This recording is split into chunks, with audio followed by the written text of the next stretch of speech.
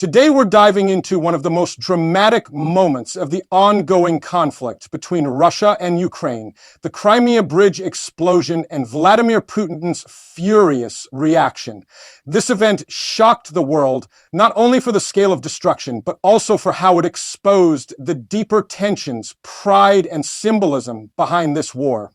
So let's break everything down and understand what really happened, why Putin reacted the way he did, and what this means for the future of the conflict. React for the future of the conflict. The story begins with the bridge itself. The Crimean Bridge, also known as the Kerch Bridge, connects mainland Russia to the Crimean Peninsula. It stretches nearly 19 kilometers across the Kerch Strait, making it the longest bridge in Europe. When it opened in 2018, Putin personally drove a truck across it to mark the occasion. For him, it wasn't just infrastructure. It was a personal trophy, a visible sign that Crimea was now part of Russia forever. It represented control, pride, and dominance.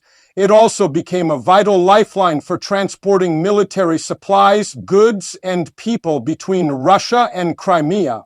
Because of this enormous symbolic and strategic value, the bridge was always going to be a target. For Ukraine, it stood as a symbol of occupation, a daily reminder of the territory lost in 1924 when Russia annexed Crimea.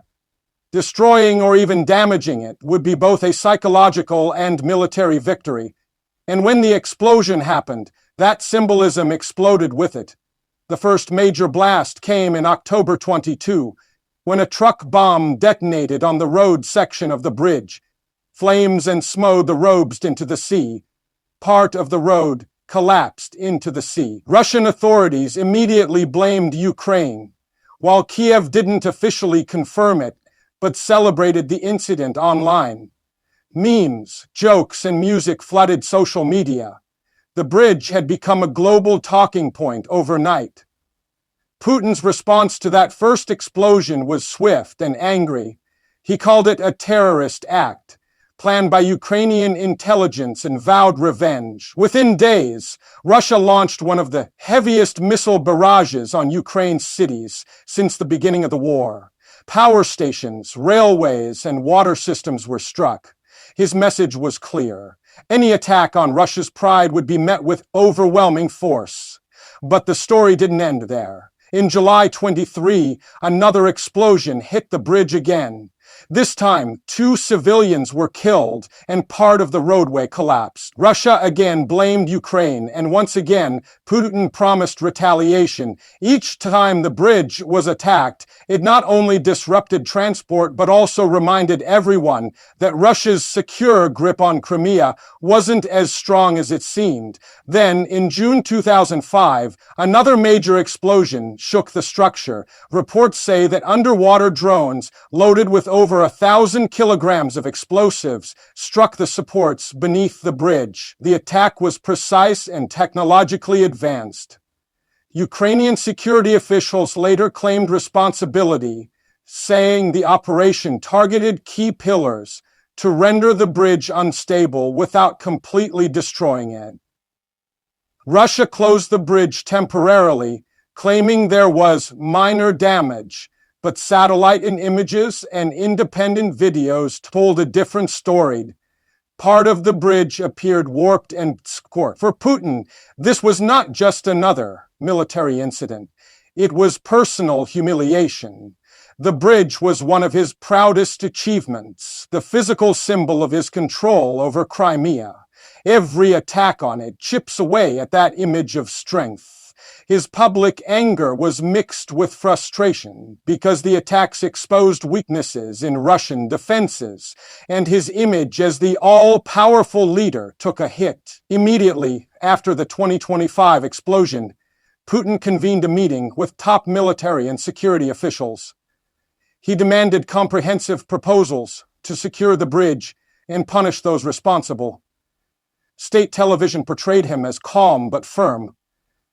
However, reports from Russian insiders suggested he was furious behind closed doors. He saw the attack not just as a threat, but as a direct insult to his leadership. In Russian political culture, losing face or appearing weak is unacceptable. And this attack struck at that very nerve. One of the reasons the bridge matters so much is because of what it represents domestically. To ordinary Russians, it's not just a bridge, it's proof that the Kremlin made Crimea permanently Russian. Putin built much of his political legitimacy on the Crimea that he returned, Crimea to the motherland. The bridge's destruction, even partially, challenges that entire narrative. It tells Russians that their control can be shaken, their pride can be wounded, and their military power can be outmaneuvered. On the battlefield, the destruction of the bridge also has practical consequences. It disrupts the supply chain to Russian troops stationed in southern Ukraine and Crimea.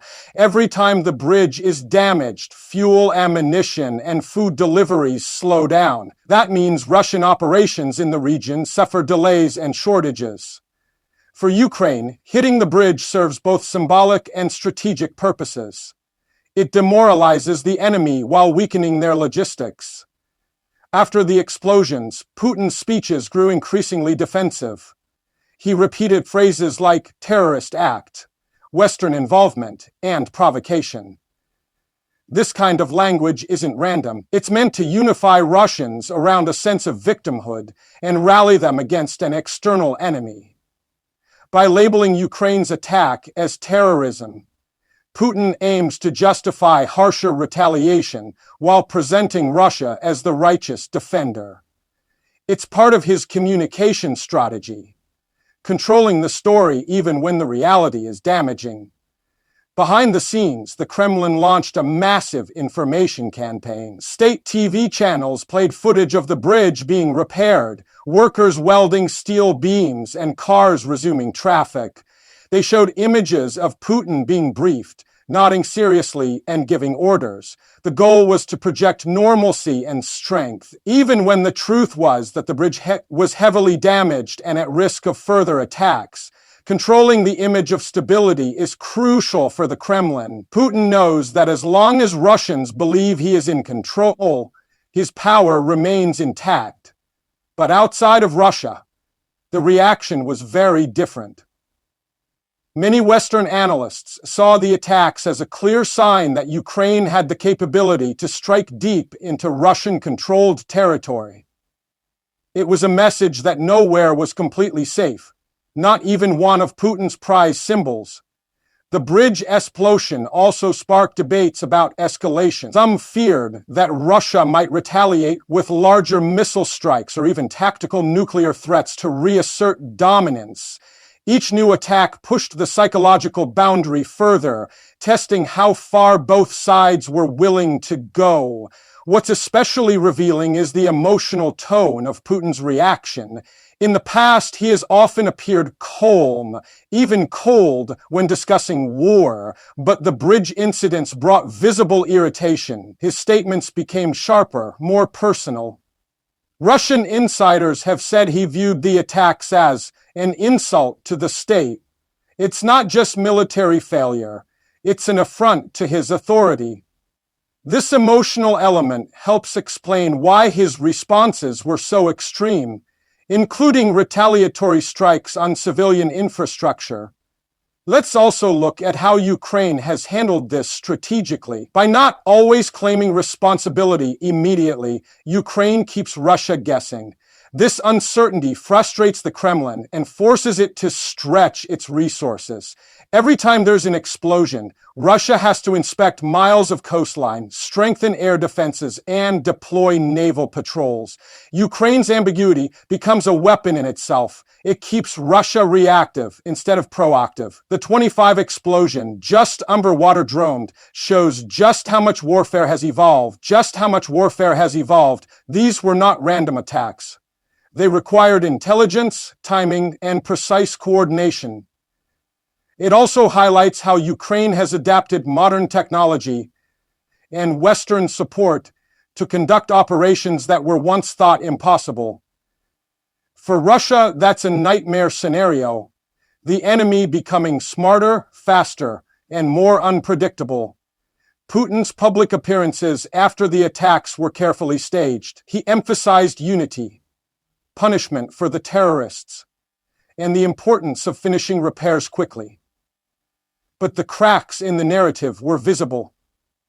Russian bloggers and military commentators, even those loyal to the Kremlin, began criticizing the government for failing to protect such a vital structure.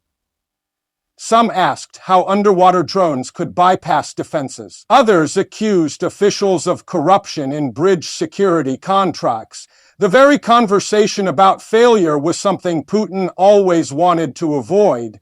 The bridge's vulnerability also raised broader questions about Russia's control over Crimea. If Ukraine can repeatedly strike the bridge, what does that say about Russia's long-term ability to hold the peninsula? Each attack weakens the perception of permanence. For many Ukrainians, this is not just about destroying steel and concrete. It's about erasing the illusion that Crimea is forever lost. Putin's anger also reveals how intertwined his personal image is with this war. Every challenge to his control becomes a challenge to his identity. He has spent 2 decades cultivating the image of the strong leader who always wins. The bridge attacks disrupt that image, and his own people that he outmaneuvered, that he can be outmaneuvered, that psychological blow might be even more damaging than the physical explosion. Domestically, the Kremlin tightened censorship after each attack. Independent journalists who questioned official explanations were silenced. Online platforms were instructed to repeat the line that repairs are underway and traffic is normal. But even with censorship, videos leaked showing damage, cracks, and closed lanes. In the digital age, hiding the truth is almost impossible, and that loss of narrative control is something Putin fears deeply. Another layer to consider is the international perception. Western governments largely praised Ukraine's ingenuity while cautioning against escalation. NATO officials noted that targeting a bridge used for military logistics was legitimate under the lawest of war, and aiding terrorist West accused aiding terrorists and aiding terrorist operations. This rhetorical battle over definitions, terrorism versus legitimate military action, mirrors the larger propaganda war being fought on social media and international news. Putin's strategy after the 2025 explosion followed a familiar pattern. First outrage, then retaliation, then reassurance. Outrage to show anger, retaliation to prove strength, reassurance to calm domestic fears. But over time, this cycle has started to lose impact. Each new strike on the bridge shows that the previous security measures failed.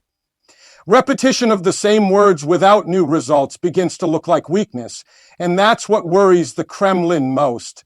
As the war drags on, the Crimean Bridge stands as a symbol of both sides' determination. For Russia, it's a matter of pride and legitimacy. For Ukraine, it's a target of resistance and defiance. The repeated explosions are not isolated incidents. They're part of a larger psychological and political struggle. Every time the bridge burns, it sends a message that control can be challenged. That power is never absolute. What does this mean for the future? Many analysts believe that as Ukraine improves its technology and intelligence, attacks like these will continue. Russia will try to strengthen defenses, but the cost of constant repairs and security will be massive. Over time, even if the bridge remains standing, it becomes a constant reminder of vulnerability. For Putin, that's a wound that can't easily heal. The explosion also pushes the Kremlin into a dangerous dilemma. If it retaliates too harshly and risks widening the war and provoking more Western involvement. If it does too little, it looks weak. Putin is caught between appearing strong and avoiding escalation he can't control. That's why his reactions are so emotional. The bridge forces him to make impossible choices.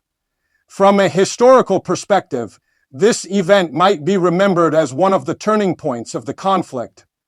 Not because of the destruction itself, but because of what it revealed about the limits of Russian power. The bridge that once symbolized victory has become a metaphor for vulnerability. The man who built it to show control now finds himself struggling to defend it. In the end, the Crimea Bridge explosion is not just about steel, fire, or explosions. It's about pride, psychology, and the narrative of power. It shows that in modern warfare, symbols are just as important as soldiers. Putin's angry reaction tells us how fragile power can be when pride and politics collide.